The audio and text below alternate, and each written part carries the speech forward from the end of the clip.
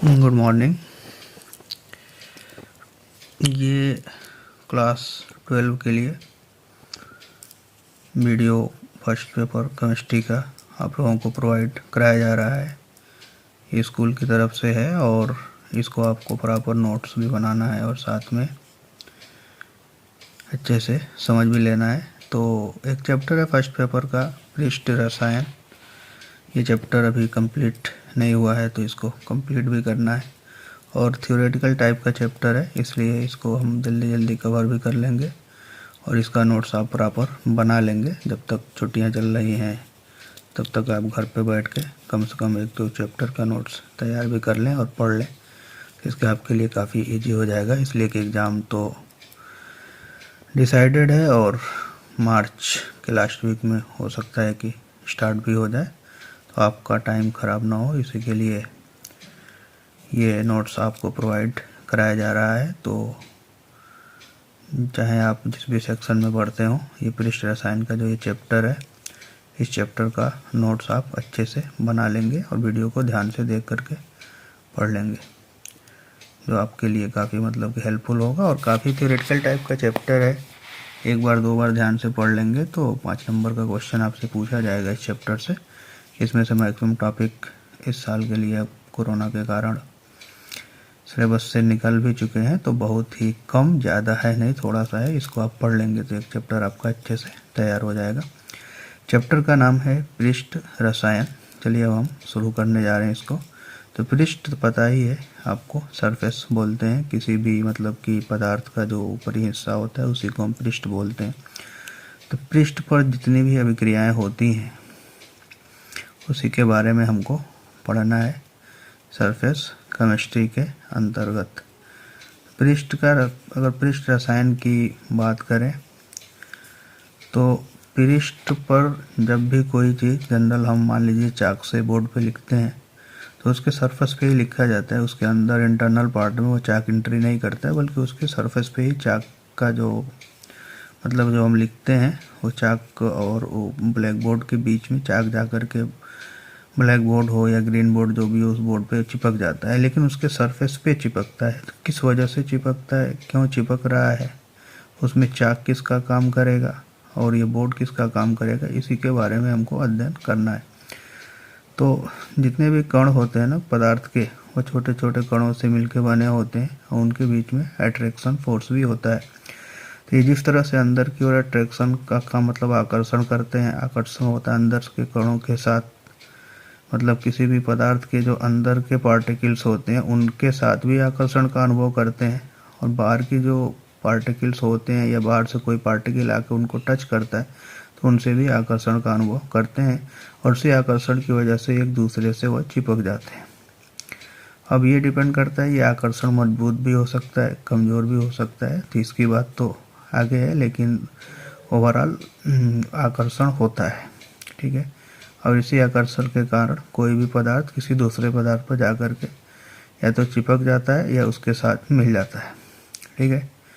तो अब सबसे पहले पृष्ठ रसायन होता क्या है उसके बारे में हम जाने। तो उसकी डिफिनीशन है भौतिक रसायन, फिजिकल केमिस्ट्री का ये चैप्टर है, इसलिए भौतिक रसायन बोला जाता है। भौतिक रसायन की वह शाखा जिसके अंतर्गत ठोसों के पृष्ठ तल के गुणों तथा पृष्ठ पर होने वाली भौतिक और रासायनिक प्रक्रियाओं का अध्ययन किया जाता है, पृष्ठ रसायन कहलाती है। देखिए साफ साफ लिखा हुआ है कि भौतिक रसायन की वह शाखा जिसके अंतर्गत ठोसों के पृष्ठ तल के गुणों तथा पृष्ठ पर होने वाली भौतिक और रासायनिक प्रक्रियाओं का अध्ययन किया जाता है, पृष्ठ रसायन कहलाती है। मान लीजिए कोई पृष्ठ है, सपोज दैट पेज का पेपर ही ले लीजिए, या जनरल जिस बेंच पे आप क्लास में बैठते हो उसी क्लास में वो बेंच है, तो आप जब चले जाते हैं स्कूल से घर पे, जब घर से वापस आते हैं तो आप उस बेंच को साफ़ करके बैठते हैं। इसका मतलब जो वायुमंडल में धूल के और मिट्टी के जो कण होते हैं वह जाके उस के सरफेस से मतलब बेंच के सरफेस से चिपक जाते हैं, तो आप उसको साफ़ कर देते हैं। उनके बीच मतलब कि धूल के कणों के बीच का और उस बेंच के कणों के बीच का जो आकर्षण होता है कमज़ोर होता है, आप साफ़ कर देते हो, वो क्लीन हो जाता है, साफ़ हो जाता है। तो इस टाइप का भी आकर्षण हो जाता है, लेकिन वो जाके कहाँ पे चिपकता है, तो उसके सरफेस पे। तो इसलिए इन सारी क्रियाओं के बारे में ही हमको अध्ययन करता है। तो सीधा सीधा आप अब इसमें 2 टाइप के टर्म अभी आने वाले हैं। तो सरफेस पर होगा तब क्या बोला जाएगा, और सरफेस के अंदर अगर कोई पार्टिकल एंट्री कर जाता है तो उसको हम क्या बोलेंगे। सपोज दैट अगर मान लें आपको एक चाक दे दिया जाए और उस चाक को कहा जाए कि एक स्याही में, आप स्याही मतलब कि इंक में उसको डुबाइए। तो जब आप डुबाएंगे चाक को तो पूरा का पूरा, अगर ब्लू कलर का इंक है तो पूरा चाक ब्लू कलर का हो जाता है। लेकिन जैसे ही आप क्या बोलते हैं ना कि जब उसको चाक को आप तोड़ोगे तो चाक के अंदर का जो पार्ट होगा वो ब्लू नहीं हुआ। इसका मतलब चाक जो है, चाक के ऊपर जो इंक है, ऊपर तो पृष्ठ पर उसके सरफेस पे पूरा का पूरा तो फैल गया है, और साथ ही साथ कुछ भाग इंटरनल पार्ट में एंट्री कर गया। तो अंदर वाले भाग को हम बल्क बोलते हैं। ज़्यादा पार्ट उसका सरफेस की जो क्वांटिटी होती है, सरफेस जो होता है उसकी क्वांटिटी कम है और इंटरनल पार्ट की क्वांटिटी ज़्यादा होती है, इसलिए उसको बोलते हैं बल्क भाग, अधिकांश भाग। जब हम स्याही के अंदर चाक को डिप करते हैं, डुबाते हैं, तो उसके बाहर मतलब सरफेस पे स्याही ज़्यादा लगती है अंदर की तुलना में। इसीलिए इस प्रोसेस को हम बोलते हैं अधिशोषण। कौन सा प्रोसेस बोला जाता है? अधिशोषण। लेकिन अगर वही स्याही किसी, मान लीजिए रुई हो या स्पंज हो, तो उसमें अगर उसको डुबो दें तो ऊपर का पार्ट तो ऑलरेडी जाएगा, लेकिन साथ साथ उसके इंटरनल पार्ट में भी स्याही क्या हो जाएगी, चारों तरफ से फैल जाएगी। तो अंदर का पार्ट ज़्यादा हो गया, बाहर का मतलब पूरा का पूरा अंदर बाहर सब हो जाए, चारों तरफ स्याही चली गई। तो इसका मतलब ये क्या कहलाता है? अवशोषण। तो हम अधिशोषण के बारे में पढ़ने जा रहे हैं, तो आप ध्यान से समझें अधिशोषण क्या होता है। किसी ठोस या द्रव के पृष्ठ पर, एकदम सतह की बात हो रही है, ध्यान रखिएगा, पदार्थ के अणुओं को आकर्षित तथा ग्रहण करने का प्रक्रम अधिशोषण कहलाता है। अधिशोषण, सही कर लेंगे इसको, थोड़ा सा अधिशोषण, शोषण, एडजॉर्प्शन लिख लेना स्पेलिंग, एडजॉर्प्शन। इसके फलस्वरूप पृष्ठ पर अणुओं का सांद्रण बढ़ जाता है। मतलब किसी भी पृष्ठ पर, जनरल हम चाक से ही लिखते हैं बोर्ड पे, सीधा एग्जाम्पल आप समझ सकते हो। तो उस बोर्ड के सरफेस पे चाक की सांद्रता बढ़ रही है, तभी तो हम लिख रहे हैं। इसी प्रक्रिया को क्या बोलते हैं? अधिशोषण। अधिशोषण क्यों होता है? अधिशोषण का कारण क्या है? तो ठोस या द्रव के पृष्ठ पर असंतुलित आकर्षण बल या मुक्त संयोजकताएं पाई जाती हैं। मतलब बाहर अंदर चारों तरफ का आकर्षण होगा, लेकिन ये आकर्षण जो होता है बराबर नहीं होता है, कभी ज़्यादा होगा, कहीं कम होगा, कहीं बैलेंस खाली होगी, जिसकी वजह से बाहर से आने वाले पार्टिकल को ये क्या करता है? अपनी ओर आकर्षित कर लेता है। वही लिखा है, ठोस या द्रव के पृष्ठ पर असंतुलित आकर्षण बल या मुक्त संयोजकताएं पाई जाती हैं। उनमें अपने पृष्ठ पर गैसीय अणुओं या विलेय पदार्थों, या तो गैस के अणु हों या विलेय पदार्थों जिसके साथ वे संपर्क में आती हैं, को आकर्षित करने तथा ग्रहण करने का गुण पाया जाता है। तो मुक्त संयोजकताएं होती हैं पृष्ठ पर, या आकर्षण बल क्या होगा? अनबैलेंस होगा, असंतुलित होगा। इसकी वजह से जब भी कोई भी बाहर से पार्टिकल आता है तो अपने आप को बैलेंस करने के लिए उसको अट्रैक्ट कर लेता है। मान लीजिए कार्बन ही है, बैलेंस ही खाली है, एक 3 बॉन्ड बन चुका है, एक बॉन्ड है उसका खाली, एक बैलेंस ही खाली है, तो वहाँ पे भी आकर के क्या होगा, कोई भी मॉलिक्यूल चाहे तो जोड़ सकता है ना, कंप्लीट हो जाएगा स्टेबिलिटी प्राप्त करने के लिए। ठीक है, जनरल चीज़ें हैं, आप इसको पढ़ लें, ज़्यादा इस पर फोकस करने की ज़रूरत नहीं है। डिफिनीशन से ज़्यादा मतलब नहीं है, इसमें जो क्वेश्चन आने वाले हैं उसको भी हम बताएंगे आपसे, किसको अच्छे से पढ़ के तैयार कर लेंगे। अणुओं विलेय पदार्थों जिसके साथ वे संपर्क में आते हैं, आकर्षित करने या ग्रहण करने का गुण पाया जाता है। जैसे चारकोल के संपर्क में रखी गई अमोनिया गैस उसके पृष्ठ पर अधिशोषित हो जाती है। गैस का अधिशोषण होता है, पढ़े होंगे कि डी ब्लॉक के जितने भी एलिमेंट होते हैं, धातुएं, उन्हीं पर हम हाइड्रोजन गैस या किसी भी गैस का अधिशोषण कराते हैं, इसलिए कि उनका रेशियो आपको पता होगा। हाइड्राइड बनाते हैं, नॉन स्टोइकियोमेट्रिक कंपाउंड का निर्माण करते हैं वो, वैलेंसी उनकी फिक्स नहीं होती है, पूर्ण रूप से संख्या नहीं होती है। जबकि पढ़े हो ना अभी 0.98 टाइप का निकिल टाइप +3+2 ऐसे करके वैलेंसी होती है। तो वैलेंसी डिसवैलेंस जब होगी तो वहाँ पे क्या होगा, जो भी बाहर से पार्टिकल आएगा वो जाके वहाँ पे इकट्ठा होगा। तो वही चारकोल के संपर्क में रखी गई अमोनिया उसके पृष्ठ पर अधिशोषित हो जाती। जल के साथ संपर्क में रखी गई अमोनिया गैस जल में अधिशोषित हो जाती। अधिशोषित होने का मतलब क्या होना, उसके पृष्ठ पर जाके चिपक जाना, इसी को अधिशोषण बोलते हैं। जैसे पेज के पृष्ठ पर धूल के कणों का चिपक जाना, ये क्या कहलाता है, अधिशोषण। समझ में आ रहा है? जैसे जनरल आप देखोगे, अगर धुआं है, कोई चीज़ जल रही है, उससे धुआं निकल रहा है, क्या मतलब जितनी चाहो तो उसको प्रेस करके तुम इकट्ठा कर सकते हो। तो उसको अगर दबा दें तो किसी पृष्ठ पर उसको इकट्ठा किया जा सकता है गैस को, प्रेशर बढ़ा करके। समझ में आ रहा है ना? इसी को प्रक्रिया को क्या बोलते हैं, अधिशोषण। आप जब भी देखते होंगे जितनी भी हाइड्रोजनीकरण की अभिक्रियाएँ होती हैं, वहाँ पे कहीं भी अपचयन का रिएक्शन आप पढ़ते हो तो निकिल NiH2 लिखा जाता है या PtH2 लिखा जाता है। क्या मतलब कि प्लेटिनम के सरफेस पे हाइड्रोजन गैस को क्या किया गया, अधिशोषित कराया गया। समझ में आ रहा है ना? बस ऐसे ही आप समझ लें और लिख लें। सबसे पहले तो नोट्स ही इम्पॉर्टेंट है, इसका नोट्स बना के आए। अगर नहीं समझ में आएगा तो क्लास में भी क्लियर कर दिया जाएगा स्कूल खुलते ही, लेकिन फिलहाल नोट्स आपका कंप्लीट हो जाना चाहिए। अधिशोषण में प्रयुक्त होने वाले कुछ मूलभूत शब्द क्या क्या होते हैं। अंतरफलक इंटरफेस, दो परावस्थाओं के मध्य वह तल जो उन्हें पृथक करता है अंतरफलक कहलाता है। तो एक लेयर बन जाएगा ना, जनरल पानी हो, पानी के ऊपर आप तेल डाल दें तो 2 लेयर बन जाएगा। तो उसी का जो लेयर को, जो उसको दोनों को सेपरेट करने वाला लेयर है, उसी को हम क्या बोलते हैं, अंतरफलक। अधिशोष एवं अधिशोषक, वह पदार्थ जिसके सतह पर अधिशोषण होता है अधिशोषक कहलाता है। एक एक टर्म है, बहुत अच्छे से याद रखिएगा, डायरेक्ट क्वेश्चन बनता है यहाँ से। वह पदार्थ जिसके सतह पर अधिशोषण होता है अधिशोषक कहलाता है, तथा वे पदार्थ जो अधिशोषक की सतह या पृष्ठ पर अधिशोषित हो जाते हैं अधिशोष्य कहलाते हैं। ठीक है, जनरल अब समझ लें आप। चाक टुकड़ा है, हम लिख रहे हैं बोर्ड पे, तो बोर्ड क्या कहलाएगा, अधिशोषक।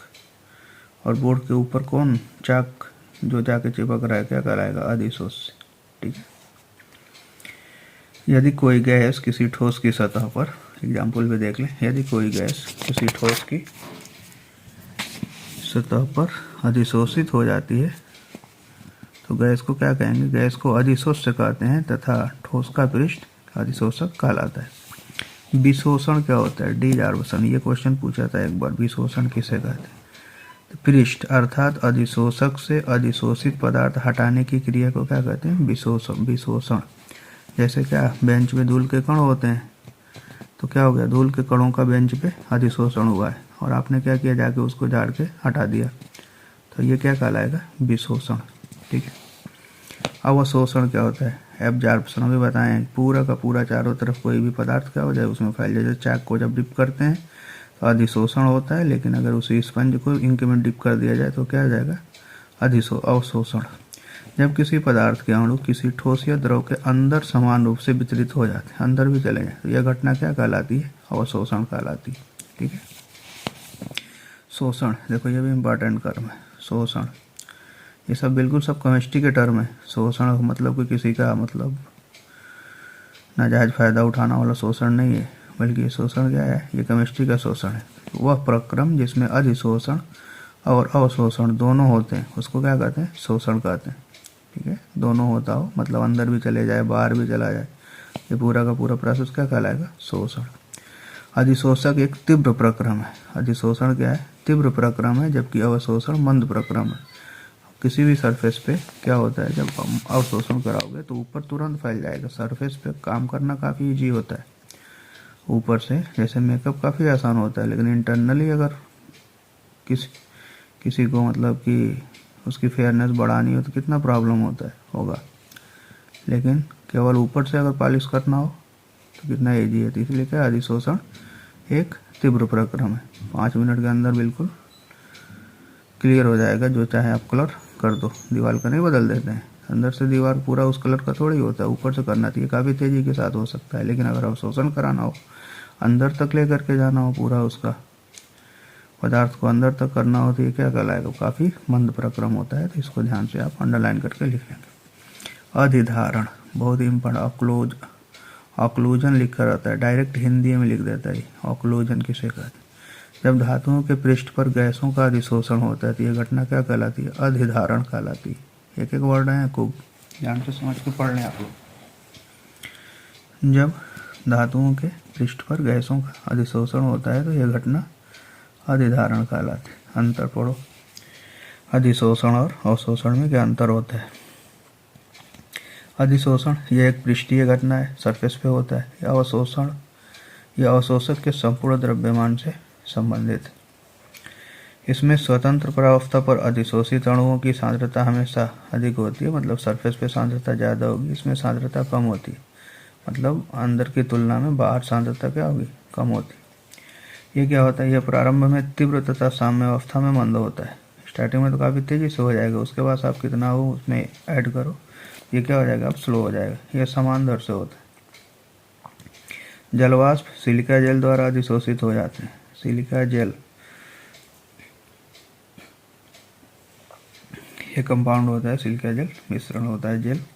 इसको क्या कहते हैं? जलवाष्प के कण क्या होते हैं? इसमें धीरे धीरे आकर के क्या हो जाते हैं? अधिशोषित हो जाते हैं, इकट्ठे हो जाते हैं। जलवाष्प निर्जल कैल्शियम क्लोराइड द्वारा अवशोषित हो जाते हैं। इसमें क्या होता है? निर्जल कैल्शियम क्लोराइड तो पूरा क्या सोख लेना, ये क्या कहलाता है? अवशोषण, सोख लेता है। अधिशोषित तो सब जाके सरफेस पे इकट्ठे हो जाए तो ये क्या हो गया? अधिशोषित हो गया। अगला टर्म है हमारा पृष्ठीय बल। किसी अधिशोषक के पृष्ठ पर पाए जाने वाले परमाणु ही अधिशोषक की सक्रिय भूमिका निभाते हैं। इन परमाणुओं पर विभिन्न प्रकार के असंतुलित बल पाए जाते हैं, जैसे वान डेर वाल बल, रासायनिक आबंध बल। इस प्रकार बचे हुए बल क्षेत्र मुक्त पृष्ठ पर उत्पन्न हो जाते हैं, जो अधिशोषण के लिए क्या होते हैं? जिम्मेदार होते हैं। ध्यान से एक बार और समझ लें। किसी अधिशोषक के पृष्ठ पर पाए जाने वाले परमाणु ही अधिशोषण की सक्रिय भूमिका निभाते हैं। जो बल होंगे, अट्रैक्शन फोर्स, उनका परमाणुओं के बीच का, इन परमाणुओं में विभिन्न प्रकार के असंतुलित बल पाए जाते हैं। वान डेर वाल बल, रासायनिक बल। अगर वान डेर वाल बल होगा तो भौतिक अधिशोषण होता है, और रासायनिक बल होगा तो रासायनिक अधिशोषण होता है। इस प्रकार तो मान लीजिए कुछ बल के साथ, कणों के साथ, परमाणुओं के साथ क्या होगा? मान लीजिए बहुत से परमाणु होते हैं किसी भी पदार्थ में, सबके बीच में आकर्षण होता है। तो मान लीजिए कि अंदर का बाहर का, अंदर से आकर्षण अनुभव करेंगे। मान लीजिए दो कण है, अगर ऐसे लिख दें हम, एक ये पार्टिकल है, मान लीजिए ये सरफेस वाला है, अब ये भी है, तो इन दोनों के बीच में तो अट्रैक्शन होगा ही होगा। इसका अट्रैक्शन तो नीचे की ओर ही होगा, लेकिन इसका ऊपर का अट्रैक्शन क्या है? खाली है। तो कोई भी पार्टिकल आएगा तो ये इसका जो ये क्या अनबैलेंस हो गया फोर्स। कहने का मतलब मान लीजिए ये 3 पार्टिकल्स ऊपर नीचे हम लिख दिए ऐसे करके, ये सरफेस वाला पार्टिकल है। तो ये जो है ये दोनों तरफ आकर्षण इधर भी अनुभव करेगा। मान लो अगर इधर है तो इधर का भी आकर्षण का अनुभव करेगा, इधर है तो इधर भी करेगा, ऊपर है तो ऊपर भी करेगा। लेकिन ये सिर्फ इधर है तो इधर कर रहा है, इधर है तो इधर कर रहा है, इधर है तो इधर कर रहा है, लेकिन ऊपर का तो इसका खाली है। तो यही बल क्या है? इसका आकर्षण कैसा होता है? असंतुलित होता है। इसकी वजह से जो आने वाले पार्टिकल्स होते हैं वो आके इससे चिपक जाते हैं।